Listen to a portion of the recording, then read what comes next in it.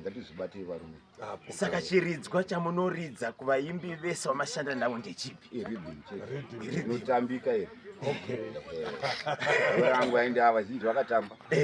Asi vazhinji vaiita basa rekuti vanoridza magitari vakazotangawo zvikwata zvavo. Ima munombobatwa nepfungwa idzodzo? Ndakamboita albhamu rangu rinondifambira zvakanaka.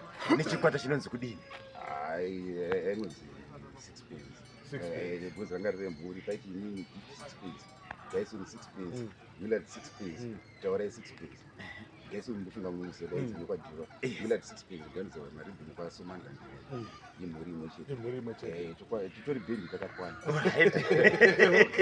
Bva mazosiyera ranga riri gore ripi? Muchanyanya wewe.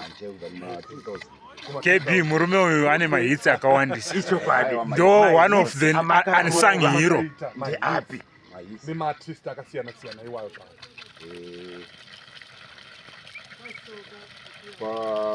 Kutangira kwa Chinamira. Nangoti Chinamira yacho. Chinamira. Chidadisi. Chidi express. Ndakangana matema upo. Ndakamboita futi. Komachakada ndakaridza. Pane raidzi ndakangana zita. Masongs acho kana muchiyayo. Ndakari kudangari remix. Okay.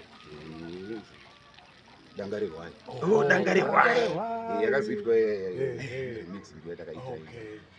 Ndabva ikokwanole takarekodha kuti ainobopisa.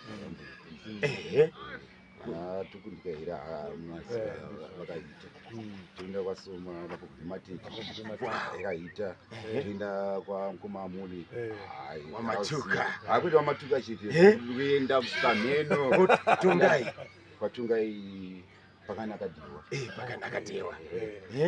Saka imimi kamunofarira mati munorova rhythm tiri kudawoka nemuromo chete kamunorova kayakaya mungotsudzurira kana mutevesa pape mutambi mune muromo munoita sei kuti kana gitari racho richibuda nemuromo vanhu vangonzwa. Anditi